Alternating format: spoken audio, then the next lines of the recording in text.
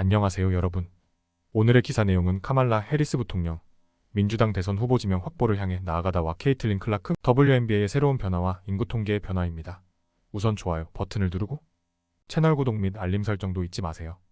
여러분의 관심과 지지가 저희에게 큰 힘이 됩니다. 첫 소식은 아주 중요한 뉴스를 전해드리려고 합니다.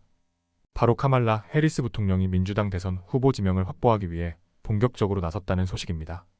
최근 바이든 대통령이 재선 도전을 포기하면서 해리스 부통령이 전면에 나서게 되었는데요.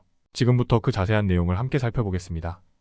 카말라 해리스 부통령은 월요일 바이든 대통령이 재선에 나서지 않겠다고 밝힌 이후 처음으로 공식 석상의 모습을 드러냈습니다. 델라웨어주 윌밍턴에서 열린 대학 농구 챔피언을 기리는 행사에서 해리스 부통령은 당의 지지를 통합하기 위해 힘쓰고 있습니다. 해리스 부통령은 바이든 대통령의 고향에서 캠페인 스태프를 만나 감사를 표했고, 전화로 참석한 바이든 대통령은 자신의 결정을 알리기 어려웠지만 옳은 일이었다고 설명했습니다. 바이든 대통령은 티켓 상단의 이름은 바뀌었지만 임무는 전혀 바뀌지 않았습니다. 라고 강조했습니다. 이후 해리스 부통령은 캠페인 사무실 직원들에게 감사를 전하며 롤러코스터와 같았고, 이 일로 인해 우리는 너무나 많은 복잡한 감정에 휩싸여 있습니다. 라고 말했습니다. 그리고 젠 오말리 딜런과 줄리 차베스 로드리게스에게 각자의 역할을 유지해달라고 요청하며 이 팀이 11월에 우리가 이길 수 있는 이유라는 확신이 있습니다. 라고 덧붙였습니다. 해리스 부통령은 다음 달 시카고에서 열리는 민주당 전당대회에서 지명을 결정할 대의원들의 지지를 통합하기 위해 노력하고 있습니다. 이미 플로리다, 노스캐롤라이나, 테네시의 주당 대의원들이 부통령을 지지할 계획을 발표했는데요. 이는 그녀가 다른 모든 도전자들보다 우위를 점할 수 있는 강력한 지지입니다. 해리스 부통령은 1차 투표에서 대외 대의원 3,949명의 과반수를 확보해야 지명을 받을 수 있습니다. AP통신에 따르면 현재 해리스 부통령은 필요한 대의원의 절반 이상인 10명 이상의 대의원을 확보한 상태입니다. 펜실베이니아 민주당 의장인 샤리프 스트리트는 해리스 부통령이 확고한 지지를 받을 것이라고 확신하며 전국의 주 의장들과 이야기를 나누었고, 부통령에 대한 압도적인 지지 외에는 아무것도 보지 못했습니다. 라고 말했습니다.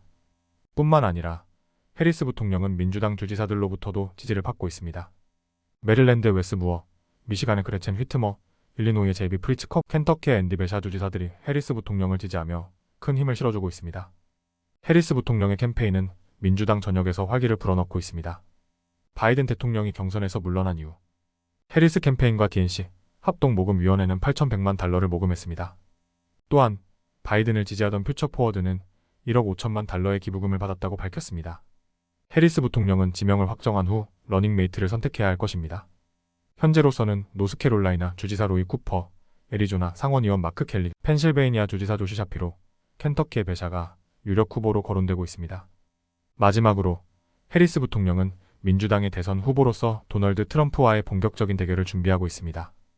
검사 출신의 강력한 면모를 내세우며 트럼프를 상대로 강경한 유세를 펼칠 예정입니다.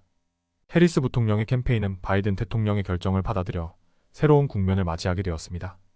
앞으로의 정치적 행보가 기대됩니다. 두 번째 소식은 WNBA에 대한 놀라운 변화를 이야기하려고 합니다. 특히 케이틀린 클라크의 등장으로 인해 WNBA의 시청률이 급상승하고 청중의 인구 통계도 큰 변화를 겪고 있다는 소식입니다. 이 내용을 월스트리트 저널의 기사를 바탕으로 자세히 설명드리겠습니다. 2024년 WNBA 시즌 중반, 리그는 TV 시청자 수에서 엄청난 상승을 기록하고 있습니다. 2008년 이후 경기당 100만 명 이상의 관객을 모은 적이 없었던 리그가 올해는 벌써 12번 이상의 시청자를 확보했습니다. 이 놀라운 상승의 중심에는 바로 신인 케이틀린 클라크가 있습니다. 케이틀린 클라크의 인기는 인디애나 피버 경기를 포함해 이번 시즌 가장 높은 시청률을 기록한 10개 경기 모두에 큰 영향을 미쳤습니다. 그녀와 그녀의 팀이 등장한 경기들이 높은 시청률을 기록한 것이죠. 그러나 중요한 것은 단순히 시청자 수의 증가만이 아닙니다. 시청자의 구성도 크게 바뀌었습니다. 월스트리트 저널은 WNBA 경기의 시청자 데이터를 분석했습니다. 모든 인구 통계 범주에서 두 자릿수 증가가 나타났지만 특히 젊은 시청자, 남성 시청자, 백인 시청자 사이에서 두드러진 증가가 있었습니다. ESPN 네트워크에서 17세 소녀 시청자는 181% 증가했고 34세 시청자는 리그 전체 성장률을 54%포인트 앞지르고 있습니다. 덴버 대학교 여자 농구 코치 도시아 우즈는 선수들이 이제 WNBA를 보고 있으며 자신이 좋아하는 선수를 언급하는 빈도가 높아졌다고 말했습니다. 이는 WNBA의 인기가 NBA를 넘어서고 있음을 보여줍니다. 또한 NCAA 여자 농구 토너먼트의 시청률이 급증하면서 많은 대학 농구 팬들이 WNBA로 유입되고 있습니다. 올해 WNBA 시청자의 약 80%가 NCAA 토너먼트를 시청한 것으로 나타났습니다. 특히 백인 시청자가 많이 증가했습니다. 비히스패닉 백인 시청자는 아이언에서 156%, ESPN 네트워크에서 301% 증가했습니다. 이와 함께 WNBA 시청자의 구성도 다양해지고 있습니다. 흑인 시청자도 여전히 큰 비율을 차지합니다. 흑인 시청자는 ESPN 네트워크의 WNBA 시청률의 32%, ION 시청자의 45%를 차지합니다.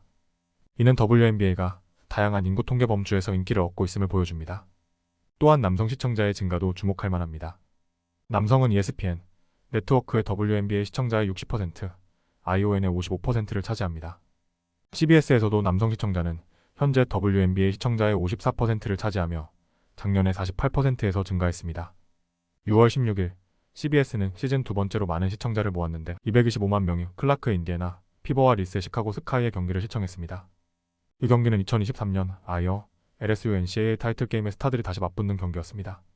뉴욕주 후시폴스에 사는 조시 메카트는 클라크의 팬이 되어 WNBA 경기를 보기 위해 3시간 동안 여행하기도 했습니다. 그는 이제 열렬한 WNBA 팬이 되었고 WNBA의 인기가 어떻게 NBA와 비슷해지는지에 대해 이야기했습니다. 이상으로 케이틀린 클라크의 등장으로 WNBA가 얼마나 큰 변화를 겪고 있는지 잘 알 수 있었습니다. 오늘은 여기까지입니다. 다음 영상에서 더 유익하고 흥미로운 내용으로 찾아뵙겠습니다. 이 영상은 투자 의견이 아닙니다. 매우 감사합니다.